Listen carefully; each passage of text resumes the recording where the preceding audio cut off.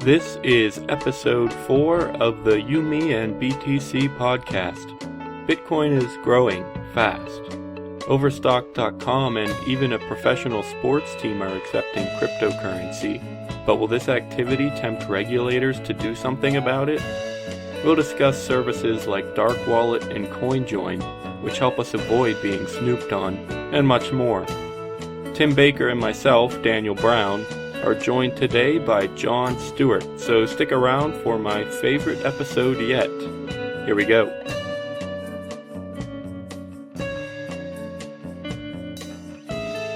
Some of the bigger news that's been out recently, I posted about this on the website, but Overstock.com is a pretty big retailer, and they now accept Bitcoins, which is pretty cool, and it's something that over the past year in general, we've seen growth, but just recently, we've seen a lot of bigger players at Bitcoin and at least look into it, which it's amazing, really. Overstock is just almost anyone has heard of Overstock, and I'm sure I've never used them personally, but I know a lot of people have, and it's a good sign. I think we're going to see even more places accepting Bitcoin soon. This is part of the article on the website, but I really think that Amazon has no choice but to follow really soon, just because it's really easy to accept Bitcoin, and if they could benefit from it, why shouldn't they do it? Especially if now one of their biggest competitors is doing the same thing. So I'm pretty excited to see who's next and where all this growth leads us to. For a quick question, what exactly does Overstock do? Is it almost like Amazon? Yeah, it's almost exactly like Amazon. It's just an online store that sells all kinds of things. But they are a little bit, I would say, I don't know any specific numbers, but I would say they're a little bit smaller. Okay. And like the name Overstock, I think they normally get overstocks. They get extra stuff, and that's how they're normally able to sell things for a little bit cheaper and stuff. So also, like I said, just came out. I first just saw it yesterday, but I guess that's what all the articles I've been looking at have it listed as. The Sacramento Kings professional basketball team is saying they're going to start accepting Bitcoin for purchases. I'm not entirely sure yet what all that entails. It says in the article from Yahoo Finance that they'd start accepting them for tickets at least. It seems like they're going to start doing this in March, I believe. Sorry, I probably should have figured that out before I started talking about it. But I guess the article is just Bitcoin, the virtual currency that so far has attracted more hype than actual usage, took another step into the mainstream on Thursday as the Sacramento Kings basketball team said it would start accepting it for purchases. I guess I don't follow professional basketball or really professional sports too much at all. I don't know if either of you two know too much about basketball. I know John doesn't, but yeah, it's not like I was planning on going into any of those games anytime soon, but it's still a good sign, I think, just to see the general public kind of getting into it. Yeah, well, I was going to ask because I guess they have a new owner, and so, like from what I'm reading the article, because I have no idea, that I guess they're not that popular, so their new owner is just another guy who, it says he made his Vivek, and I'm going to butcher his name, it's Vivek Ranadivi, I don't know, but who made a fortune in the tech industry as founder and CEO of software firm Tibco, is working to revive interest in one of the NBA's historically less popular franchises. I guess they were trying to move to Seattle last year, and the NBA didn't let them. I don't know whether that's the person Yahoo just kind of saying, oh, it's the less popular people, they do this with Bitcoin, because the entire article seems somewhat negative to Bitcoin, talking about the price of Bitcoin, snippets of digital code that can be used as money, has fluctuated wildly since the currency started trading in 2009. And so the entire thing seems somewhat negative. I mean, it's not like, oh, Bitcoin's for buying drugs and killing children, but it's not very positive, I guess I'd say. But the Kings, they say they're going to rely on BitPay to process the transactions. You could eventually, I guess, pay the $1,000 to get a seat there, they're saying. I guess that's like those are the best seats in the house are $1,000, so just about a little. Or maybe that's for like season tickets or something. Well, it says tickets to upcoming Kings games range from about $30 with tax for those nosebleed seats near the top of the arena, or almost $1,000. Yeah, so it's just courtside view. Yeah, it says that. Okay. I guess basketball games are a lot more expensive than I thought. I mean, how much are football tickets? Like, the only thing I've ever gone to that I remember is hockey stuff, and that was in the old arena. I mean, like the topmost places, those were still like $20. There was something else in here I was going to mention.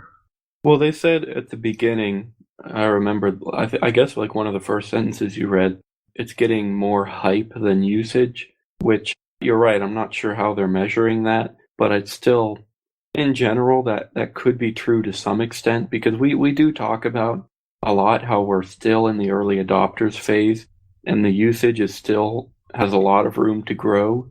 But at the same time, there is a lot of hype. That's what we do too. We try to increase the hype. We try to show people how exciting it is and things like that. I can understand where they're coming from. And in general, their negative tone, that's something I've seen quite a bit in the general media, just on the news or on the internet or whatever. There is a lot of negativity, which of course I don't like that. Of course I don't agree, but I also can sort of understand that. I can see where they're coming from for a couple reasons. Partly because there are some things that a lot of people would think is negative, like the Silk Road. Like you said, like hookers who accept Bitcoin. Yeah, we can see some fairly clear negative things, but also it's just really hard to understand. And we also talk about that all the time too, just how hard it is to explain Bitcoin to someone. No, I can't at all. I'm absolutely retarded when it comes to anything having to do with a computer. It takes me about 3 hours to sign up for anything harder than a forum. Yeah, I need you to explain most things to me, but I mean, it's taken me a while, but I think I have a decent grasp of Bitcoin. I did finally find out what I was looking for. It was the ticket sales that they're going to be taking via Bitcoin. That's going to start March 1st. They're already accepting Bitcoin for payment in their team's score. But then right after that, it just says that the Kings did terrible, so they're bad. But you were talking about the negative thing. Then it says Bitcoin users can transact online quickly and nearly anonymously, which, again, while avoiding credit card fees. An unknown hacker or group of hackers created the currency as an autonomous system with no central monetary authority. The system has generated about 12 million Bitcoins so far, valuing the total Bitcoin economy at more than $10 billion. Terrible freedom and evil. No, I don't think that was negative. What was negative about that? The hacker label put on, because it says earlier in the article about once relegated to the world of hackers and online activists, Bitcoin is increasingly entering the mainstream economy. And it mentions Overstock.com about their $126,000 of sales in the first day. Then I guess WordPress, Reddit, which I knew Reddit, and OkCupid have been accepting Bitcoins. And then a California car dealer sold a Tesla electric car for Bitcoins last month. So yeah, and that's like a more like forward-thinking car company. I guess on this subject of them being like more negative. Well, first of all, the thing that kind of upset me about them saying more hype than usage is that even though that might be true, I think by them mentioning that, they're kind of implying that it's not useful. Because usage and usefulness are two different things. And they're kind of, I don't know, it seems to me like by saying more hype than usage, it's saying that it's not useful. But that's not really true. But then, backing up to what the last thing that Tim was saying about how they were talking about how it's decentralized and mentioning hackers and stuff. It's kind of weird when I read things like that, because when I read that something's like unregulated and decentralized, I see that as a good thing, but I can tell that by them writing it, it's not supposed to be good, because most people don't look at things that way. That's like whenever you read on something on Fox about it being, no, that wouldn't be the best example. I'm kind of reminded. I know I've mentioned a lot of what he said before, but Jeff Berwick, one of his quotes is, people ask, why would you want to live in Mexico? That's a failed state. He's like, well, exactly. That's exactly why I like it. Yeah. One thing I did want to mention, I don't think it's completely... Well, I know exactly what you mean, Tim and John, and I think you're right. I think in general, they are, even if they're not outright saying it, they are trying to probably cast a negative light on the currency. So yeah, that's probably true. But I also just remember that just hackers don't necessarily have to be a bad thing. It used to mean just any kind of computer or a coder, I guess, mostly a programmer. So just so you know, it doesn't have to be a bad thing. They could just mean a computer kind of person. Yeah. Well, on this whole subject, I think this is kind of, I don't know, I wanted to mention this earlier, and this is a good time to bring it up. So, like, all these new places accepting Bitcoin, I think is pretty awesome.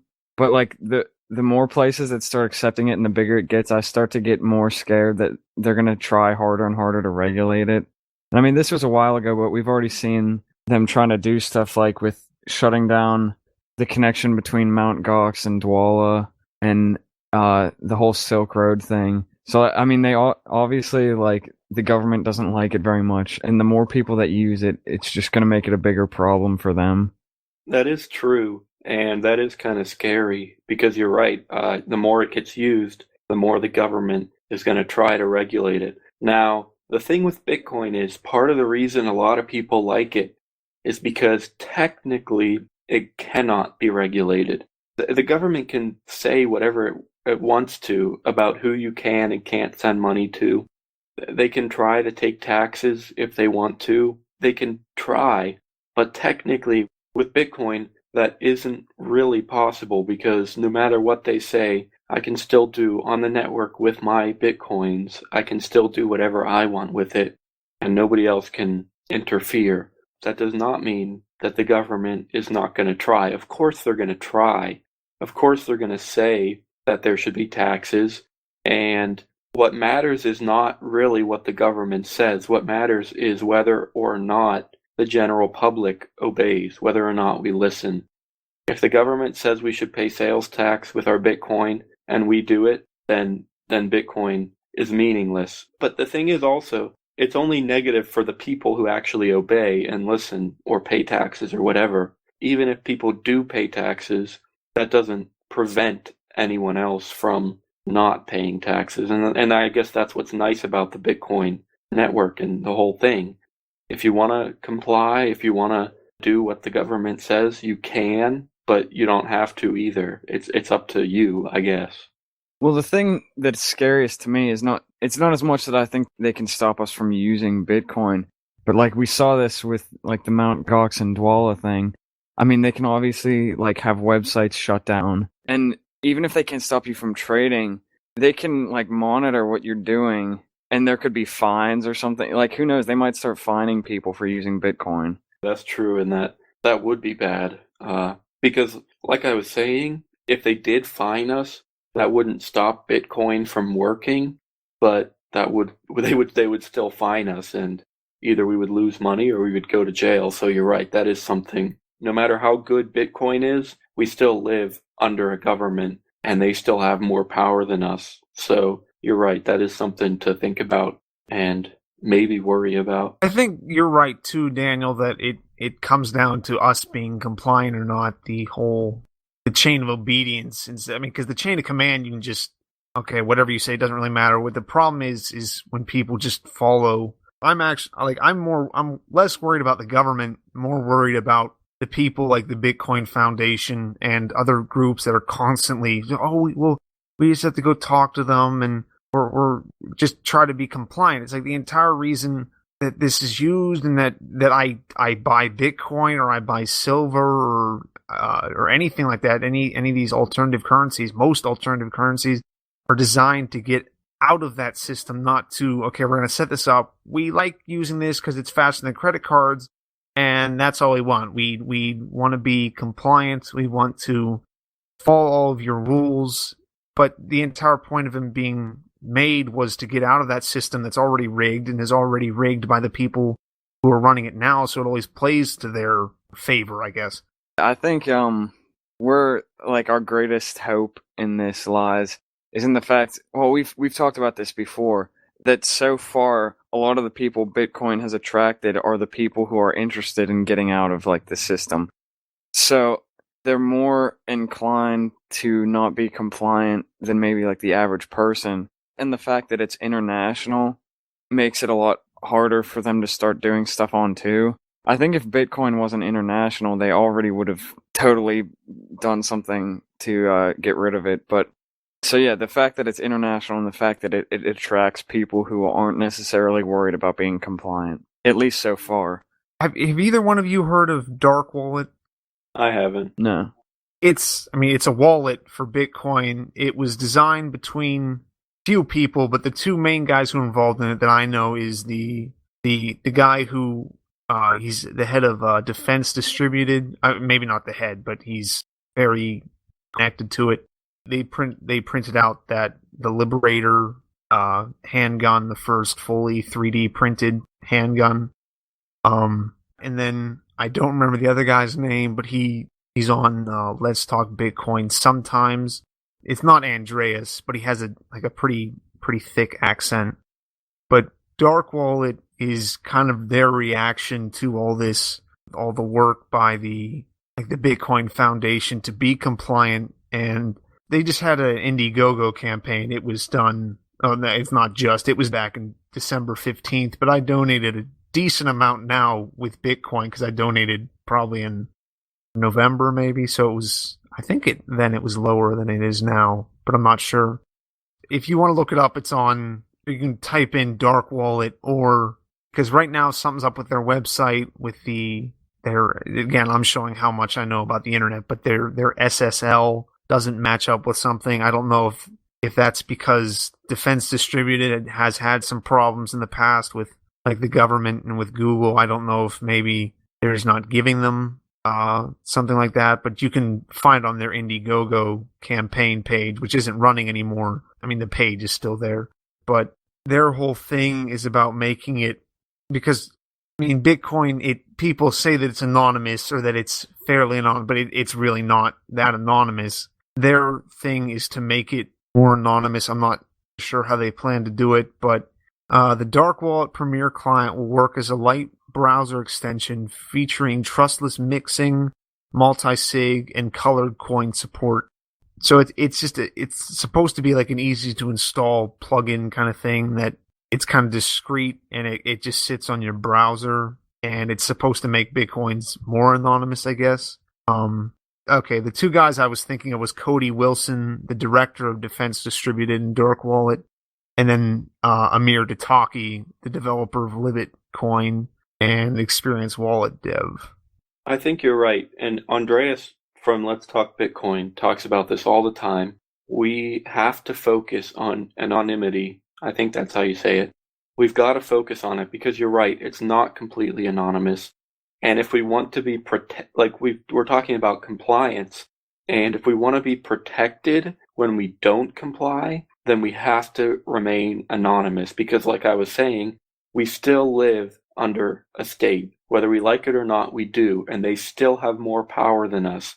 So if we're going to do something that they don't want us to do, then we have to hide while we do it. So yeah, we do have to focus on that kind of thing. And this is backing up a little bit, but I'm glad you mentioned the Bitcoin Foundation, Tim, and people like that there are people within the Bitcoin community who actually support this compliance, and that is scary.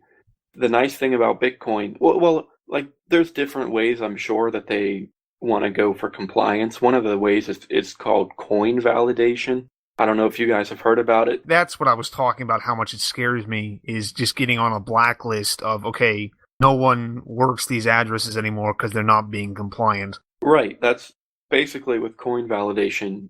You could either whitelist or blacklist addresses. They could be good, they could be bad. The point is, and they could do that. Of course, anybody could make a whitelist. Anybody could make a blacklist. You could even modify the miners to reject transactions from certain addresses and whatnot. The thing is, even if somebody does that, even if everybody does that, the people who don't support that, can still go their own way. They can still use the Bitcoin network. They might have to have their own miners. Who knows? Maybe the network will be even be hard forked. But the point is, no matter what they try to do to Bitcoin, the people who don't agree can just go their own way, do their own thing. And yeah, it'll hurt, if everyone starts complying, if everyone ignores the freedom that comes from Bitcoin, that's going to be a drawback. That's going to hurt people and in general. But that doesn't break Bitcoin. We still have a lot of options. We can still go our own way. We can still support what we want to support. So it's just much harder. And I like how Andreas talks about it sometimes, where it's like he wishes that just at the beginning, when everyone started using the internet, that we just immediately went in the direction of something like the Tor browser. And right. Because we didn't, now we have something like the NSA just having stockpiles of information. And he sees how easily that could happen to Bitcoin. He vehemently is against that, which, I mean, you can see if you ever try to use the Tor browser now, it's slow. It's normally kind of slow. It's not horrible. Right. It's imperfect because it's built on top of the base layers of the internet, which are not intended to be anonymous and things like that. So yeah, it is slow and it's a little hard to set up. So you're right.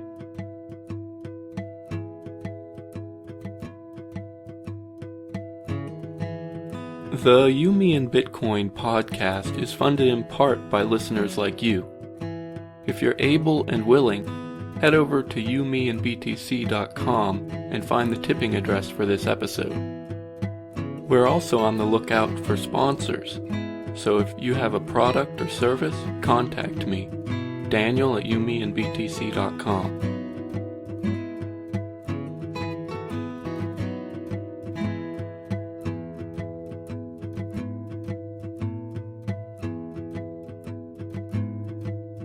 I wanted to mention CoinJoin. Actually, I'm going to look it up right now. I don't know the details, but it is another way that people are working to make things anonymous. Basically, what it does is it's kind of like a mixer, I guess, or a tumbler. It sort of I guess that's why it's called CoinJoin, is because it combines transactions and sort of mixes them up.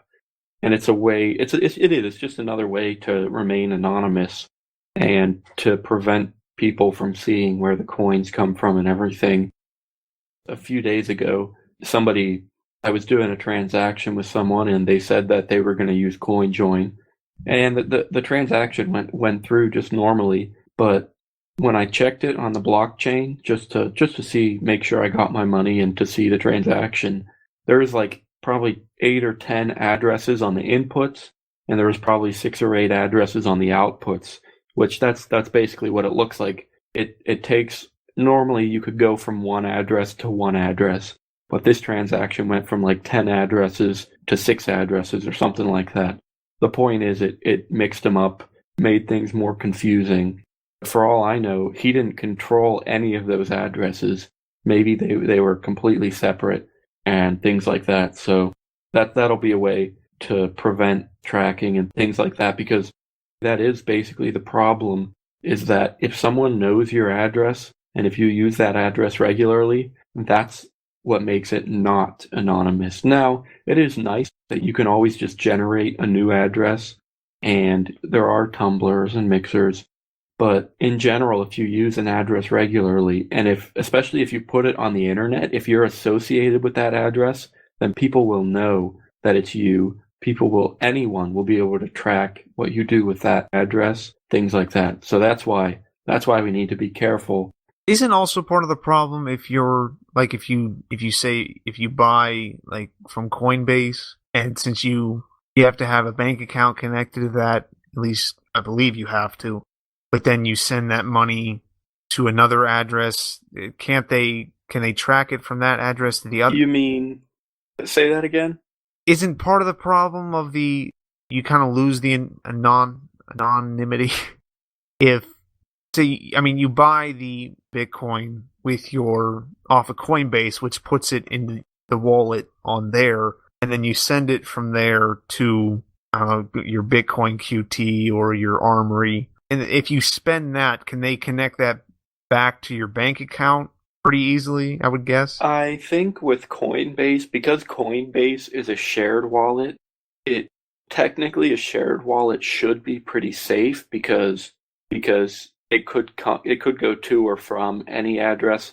If I send money from Coinbase to my QT, it could come from any number of addresses, and they shouldn't know that it came from my bank account. The problem is Coinbase is a centralized company, and if the government wanted to check, they could probably just subpoena Coinbase, or for all we know, Coinbase will just give out this information freely, and the government would just be able to look through Coinbase's records and see what all happened. So technically, a shared wallet should be safe, except for the fact that it's centralized and they could give out the information to anybody they want.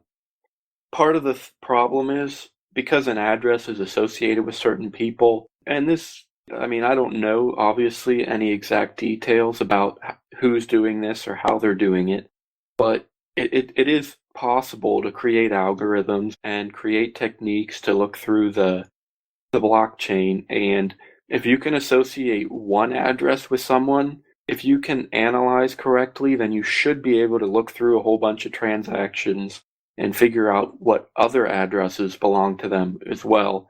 I mean, obviously that's imperfect, but because all the data's there, and that's what they did with the Silk Road, some researcher or a journalist or something was able to identify a whole list of addresses, part of the Silk Road Tumblr and part of the Silk Road system. And from there, you could connect what addresses are sending money to the addresses of the Silk Road. And that sort of thing could be a problem. So it's not just that they can track one address that's yours. They can analyze the whole blockchain. They can make assumptions. They can make connections. Now that's all kind of sketchy and it's imperfect, but it is doable. I'm sort of reading through a description of CoinJoin.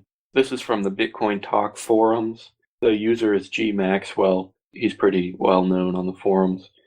I'll just pick a part that looks useful. It says, it says how every transaction has inputs, which are the addresses where the money comes from, and then outputs, which are the addresses that the money goes to.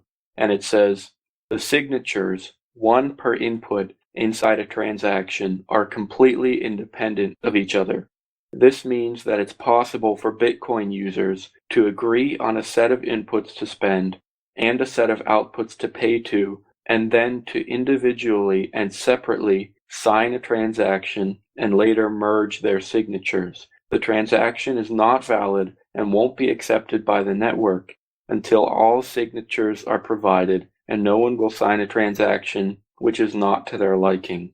To use this to increase privacy, the end users would agree on a uniform output size and provide inputs amounting to at least that size.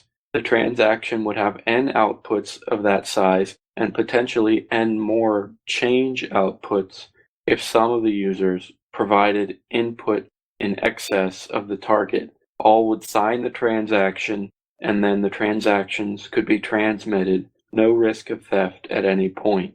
Now that's pretty technical. I can't say that I understand everything. I understood it all. I completely got that. Tim. All right, Tim, tell us about it. How does it work? You send the Bitcoins to this place, and then that place sends it to another place, and nobody steals the Bitcoins because code stuff stops them, and then the government doesn't come and shoot your dog there.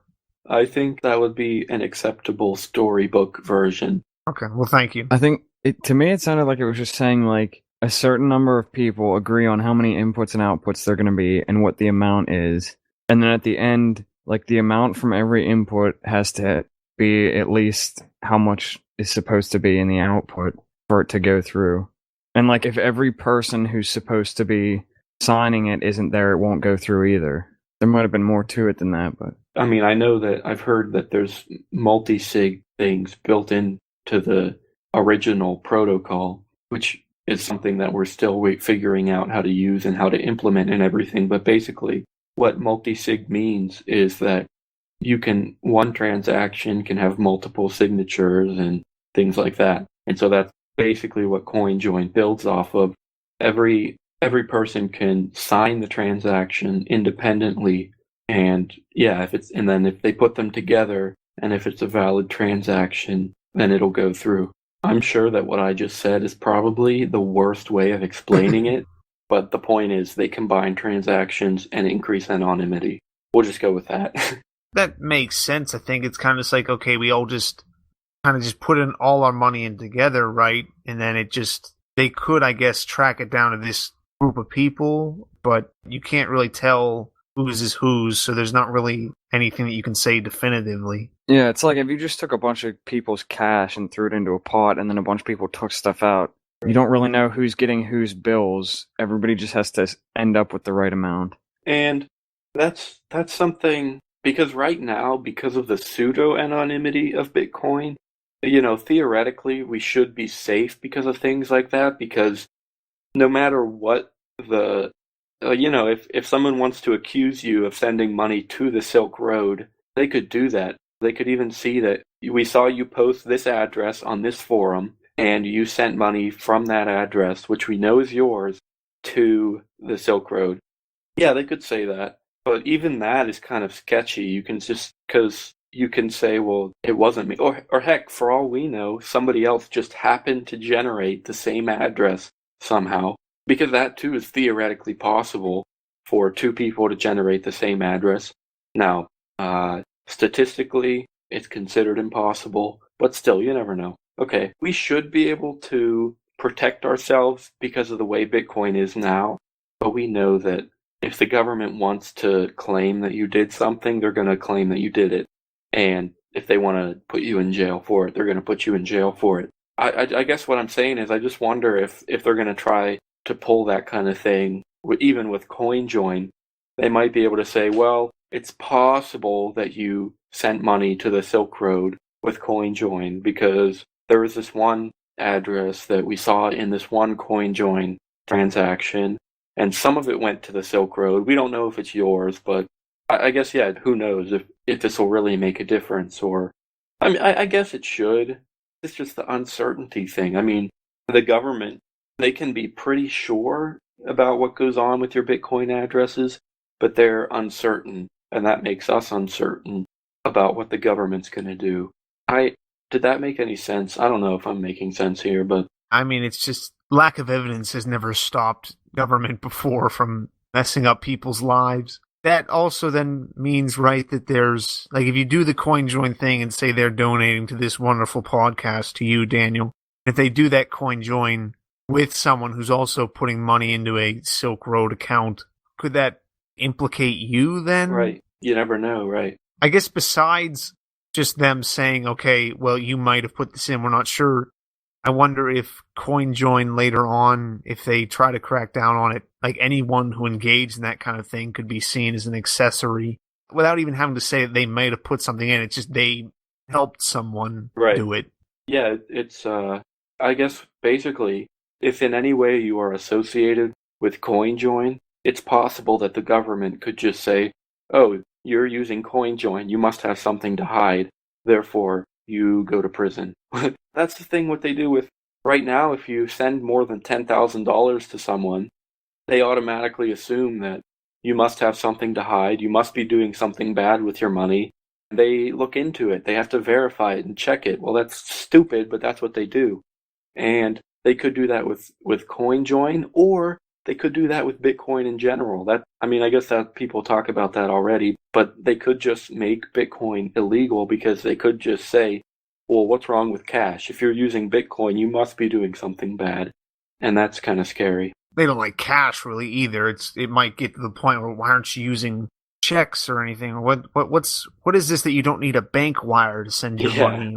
Well, I mean, the other thing too is like they could set up, who knows, like a US Bitcoin client or whatever, and shut down all the other clients, and then you have to go through a whole bunch of stuff to be able to use their client, and they basically make it impossible to use it through any other place. We'll just have to run everything through the Tor browser then, I guess. Yeah, I know what you mean, John. Like they could, if they took control of the ISPs or anything, they could sort of prevent certain network activity, and they could in some ways force you to follow certain rules with cryptocurrency. But also, yeah, also like Tim said, there should be ways, like with the Tor browser or who knows what, there should be ways to work around that. No matter what the government says, there should be ways to do what you want anyway, I guess. That's the way. I don't know any details, but I've heard that China has fairly significant censorship on the internet, and they probably block quite a few things. But at the same time, is it really that hard to just use a proxy server or figure out some way around that? I don't know for sure. I could be wrong. Maybe it really is difficult to get around those blocks, but I would imagine that if somebody wants to do it, they could do it with fairly little trouble. So I don't know. Yeah, the problem is for like the common user, I guess. And that's one thing that like Bitcoin is already having a problem with growing, is that like it hasn't really reached the common user yet, I guess. That would just make it harder. I know Adam on Let's Talk Bitcoin has talked a lot about, I don't know if this is something being developed or maybe he's talking about something that he thinks needs to be there, but a Bitcoin wallet service where you don't even see the alphanumeric addresses. You can just see like a name, and he's hoping for a service where it's like you don't even realize you're using Bitcoin. It's kind of just, I don't know if maybe he's thinking about people will just get used to it, or if it's just a much more streamlined, you don't have to like go to your Qt client, open it up. It kind of just runs in the background on your browser all the time, and then you just click on a name whenever you want to send money there. Yeah, I know what you mean. It's supposed to be a new feature in the new Bitcoin client, and you're right. It's just supposed to simplify things, sort of streamline the way that we use Bitcoin, and that definitely is important because you're right, like John said. For the average user, Bitcoin is a little bit technical. It's a little bit complicated. Now, it is getting easier in so many ways, especially with web wallets. You can just log in and transact in just a few seconds. The most complicated part is the addresses, because they are just long strings of letters and numbers, and that can be confusing. You could copy and paste the wrong one or something like that. And you're right, Tim. They are working on ways to sort of simplify that.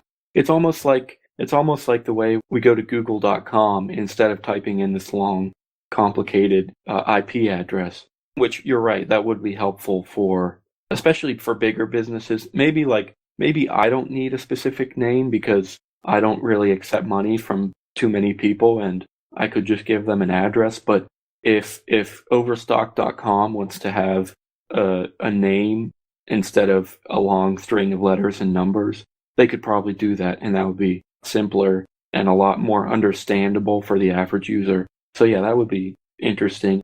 My mom still does the whole www dot all that stuff. I'm like, Mom, what do you just type the thing in? Yeah, and even I don't like this, but it is actually a pretty sensible thing to do. So I'm pretty sure I just don't like it because I think maybe it's unfair because it's easy. But there are some people who they don't even type in facebook.com. They just open their browser and their homepage is Google, and they just type Facebook and hit enter, and then obviously then the search engine searches for Facebook, but then they just click the first one. And that's even another way, just that things can be simplified. I'm not a huge fan of that. I think that's cheap, and I think it shows that people don't understand how a browser works, because you're not supposed to use Google to find Facebook. But at the same time, it actually is easier, and it's kind of a way to take the whole complicated idea of an IP address, which nobody ever memorizes, and converting it into a simple, it's either facebook.com or you just search for Facebook and you're good to go. And yeah, I do see that happening with Bitcoin. It's interesting. I thought about phone numbers before too, because a lot of people say nobody would ever memorize an IP address. A lot of people say Bitcoin addresses are confusing, especially compared to phone numbers they are. But I don't know what. Well, I guess people have contact lists in their phone, so I guess that helps. But in general, memorizing a phone number is not that big a deal. Well, I think people used to memorize phone numbers a lot more than they do now. I don't think the problem is as much with like capacity for memorizing an address. It's more just like willpower. I think people have a lot more capacity for things than they think, but that doesn't mean they're going to do it. It is true, though, that a Bitcoin address is, well, especially with case sensitivity. Okay, maybe I spoke too soon. I guess it is a lot easier to memorize a phone number. Yeah. But still, so that I guess that just means all the more. That means that we need to find ways to simplify it. We need to find ways to, if we could, attach names to those addresses. Just in general, it's nothing super philosophical or anything. It's just a way to make things easier is all. Well, I don't know why it's not already like that on like a website like Coinbase or something like that. Because I mean, that's kind of how it is if you use like Dwala. You just search for somebody's name and you can send them money. Actually, Coinbase does do that to some extent, because if both people use the Coinbase system, instead of an address, you can just type in an email address. Actually, I think even if somebody doesn't use Coinbase, you could just type in their email address. And I've never done this, but I think it would send them an email, tell them that they're receiving money, and then they could probably input an address of their own to receive that money, I think. I think I've heard that too. Yeah, I haven't heard of that, but that's pretty interesting. Yeah, I guess that would help. And that's what I've done that with dollars too. If instead of memorizing someone's bank number or account number or anything, I can just put in their email. It'll send them an email and they'll deal with it from there. So I guess that helps, and it should lead to, in a very general way, it should just make things easier. So that's nice. I think also, like what John was saying about willpower, I think a lot more people could understand Bitcoin. We were talking before about it being confusing. A lot more people could understand it if they took a little bit of time out of, I don't know, reading whatever they do read. Like, I forget sometimes how, like, I don't even read that much stuff, like technical stuff on the internet, or just try to like learn some stuff. But like whenever I go and I hang out with people besides you guys, I realize how just not dumb or stupid, but ignorant some people are of just about everything going on, or not going on, but just a lot of things. And I think probably more the problem with trying to figure out Bitcoin is going to come from, and the reason why it seems like so many people are confused is because a lot of the people who hear about it sometimes are the people who still watch like CNN or Fox or read their websites, and then they hear about it on there. But I think that people our age or younger or a little bit older, I would hope it makes a little bit more sense, just because we've kind of grown up with the internet. And if someone like me who can understand it enough to work it, I think most people could. Without putting that much effort into it, because it seems like it takes me about 3 times longer than the average person to figure out something with a computer, or most things, but especially with a computer. Yeah, I think you're right. Just how people might think that it's complicated, and in some ways it is, but like John said, people have a lot more capacity to do things than they think. Yeah, if you took 5 minutes away from reading about the new sports record of the Steelers or something and not freaking out about, it was a few days ago, I was doing something with the TV, and I bother my dad because I still bother my parents by leeching off of them, but I was like, can I do something with the TV? I was going to watch something, and he's like, well, is it going to be over before 8 o'clock? Turned out there's a Penguins game, and he's like, oh, okay, but I'm going to miss all the pregame. I'm like, okay, how confusing is sports that you need a pregame? It's okay. We're going to try harder than the other team, and if we don't try harder than the other team, they're going to win. Now we have to have 10 hours of pregame, especially for something like the Super Bowl. We have to go over all these stats, and I think I've whined about this before, but it's like my dad's, now he's definitely older than a lot of people, but my dad's, the pinnacle of technology for him is that he can read a sports page from a Chicago website. It's like, why are you wasting your time doing this when they're printing human organs, or they're planning on printing people's organs, and all you care about is a hockey record? This has nothing to do with Bitcoin, but it's just something that I saw a few days ago, and I want to read it real quick. It's a cartoon. There's a reporter and there's a football player. The reporter says, "You were sportsing pretty hard out there. A lot of sports happened. Why do you think you lost?" And the player says, "We sportsed our best and scored points, but the other team was sportsing too, and they scored even more points." And the reporter says, "What's your strategy for the next match?" "We need to stop the other team from scoring points, while we ourselves score many points." And the reporter, "Now back to the studio for 10 hours of sports analysis." And then the player says, "My income is higher than most countries."